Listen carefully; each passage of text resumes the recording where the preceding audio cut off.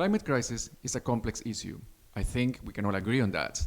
The idea that I'm here to share is that through the design and development of tabletop games and board games, complex systems, complex issues such as climate crisis can be better understood.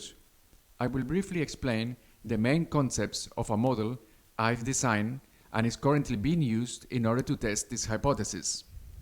We foster creativity through the design of games. We coach learners on the development of prototypes. We provide all the tools so testing and data collection is done. Some of these prototypes fail, some of them succeed. Nonetheless, we constantly collect data on these processes. And we repeat this various times, traditionally between 3 and 5 iterations, until the learners have a working prototype that they can use to invite others to play. They teach them the game, and by doing so, they invite them into their understanding of complex systems, of complexity.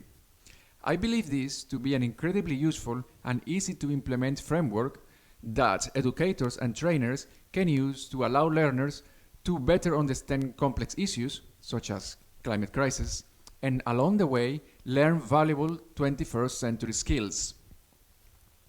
Roughly about a year ago, I was talking to my siblings over a group chat application, and I told them that I had quit my corporate job in order to do research on the use of games for education.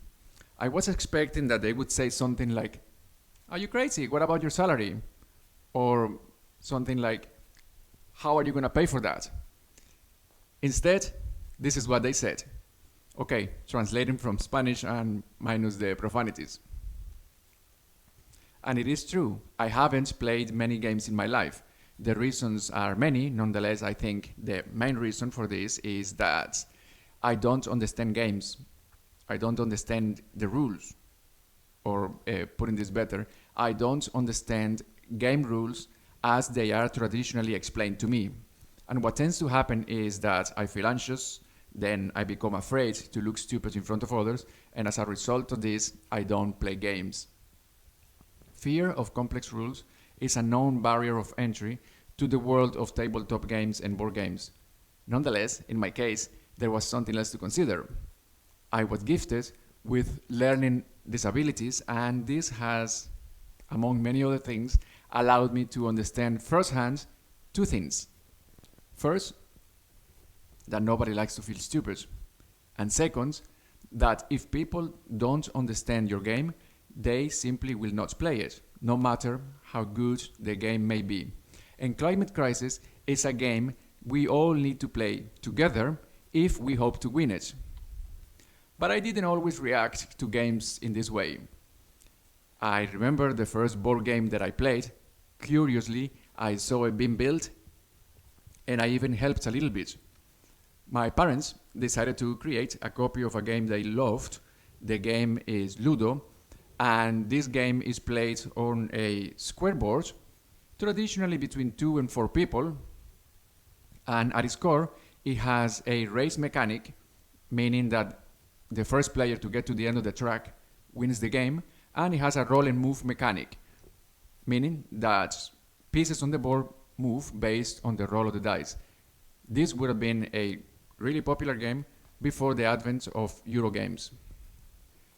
I can safely say that my parents made a copy of Ludo for 3 reasons. The first one is that my parents loved this game. They loved it when they were children, and still when they were children of 19 years of age, they fled Colombia and moved to Venezuela looking for a better life, and they could not take a copy of the game with them. Second, they built the game because they could. My parents were, and still are, very handy people. And third, they built it because if they wanted to play board games, back then, under the circumstances that we lived, they had no other choice but to build the game themselves. You see, just like an incredibly disproportionate high number of people in Venezuela, I grew up in areas we now in the developed world call slums. And there in the slums, my parents and me, and eventually my younger sister, we play Ludo until we literally got bored of it. And then I decided to create my own version of Ludo. When I finished with this project, The game felt like a complete new game to me, even though mechanically was exactly the same as the one my parents had built. Around this time, I was also making my way through the primary education journey. I was probably between 7 and 8 years old and on the final years of the primary education system. At this time, now I realize that back then I was feeling extremely anxious with exams, tests, and multiple choice questions. I clearly remember almost failing a very important language test when I didn't answer correctly to the question of selecting the right antonym for the noun piano. The correct answer was trumpet.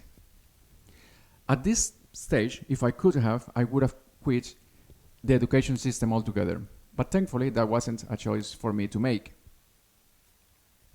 You see, there are two things, at least two things, that you do not know when you're a child with learning disabilities growing up in third world countries. One, that the place you call home, others call Islam. And the second is that you have learning disabilities. Imagine reaching out and engaging children and people from all ages and backgrounds, giving them the chance to participate in the discussion of complex issues such as climate crisis, to understand this better through the design of tabletop games and board games, and to develop these ideas with elements as simple as paper and markers. Education and climate change are related. Inclusive access to quality education and our chance to win the race against climate change are intrinsically related. Climate crisis will widen the gap of access to quality education. Scientists have now proven without a doubt the link between the negative aspects of human activity and climate change. Issues such as deforestation, overfishing, livestock production, fossil fuels, all of these are proven to have a positive correlation to the rising sea levels, appearance of new diseases, global warming, and freak storms. And those worst affected by these issues will be those people already in dire situations. The poor, or the extreme poor, living in areas constantly affected by flooding and droughts, are denied the access to quality education. The extreme poor don't have the benefits of studying communication skills and agile project management. And we cannot do nothing. The more we understand about the complexity of climate crisis, the better chances we have to stop, reverse, or even adapt to this mess we have put ourselves in. And remember my big idea worth sharing? That through the design and development of tabletop games and board games, we have a better shot at understanding complex issues such as climate crisis. Many moons have passed since the days I was a child afraid to play games. How many moons? I'm not telling you. But throughout this journey, I found myself living in Ireland and studying risk and change management at Trinity College Dublin. I also came to terms with my learning abilities and disabilities. I discovered serious games and active learning, and I fell in love with these techniques. Then, soon after, I moved to Poland, where I purposely decided to play tabletop games, as many as I could, of different types and genres. And it wasn't long before I found myself talking to Aleksandra Witoszek, a lecturer at the University of Economics Krakow, on the use of games in the classroom. As I talk to you, as I record this video, we are in the process of collecting and analyzing data on a 4-week-long experiment where over 90 students are learning complex learning outcomes such as personality types, stress, and burnout through the design and development of tabletop games and board games using simple materials. Games in education have many proven benefits. Nonetheless, giving learners a safe space to explore their ideas and to participate in the discussion of complex issues such as climate crisis through the design and development of board games goes beyond the passive consumption of active learning. The model life design and that we are testing affords a secondary learning experience. Students work in groups, they use agile and design thinking techniques in order to create the prototypes. They also exercise collaboration and leadership skills, as well as communication skills. One of the tasks they have to complete towards the end of the 4-week experiment is that they need to deliver an elevator pitch in order to sell the game they created. So, agile, design thinking, collaboration, communication, leadership. Do these skills sound familiar to you? Well, I should hope so, because these are considered 21st century skills, skills that we need in order to be future ready, skills that are also notorious for being difficult to be taught in the current education system. On early analysis of the data collected from these experiments, I can observe that the elements the students describe as negative aspects of this learning exercise are in fact characteristics of 21st century jobs. Example, adapting to constant change.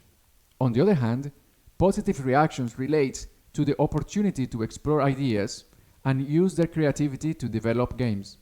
Many great researchers focusing on improving the education system say that the education system should resemble a well-designed game. And I want to add that within this system, learners should be given the opportunity to learn by creating.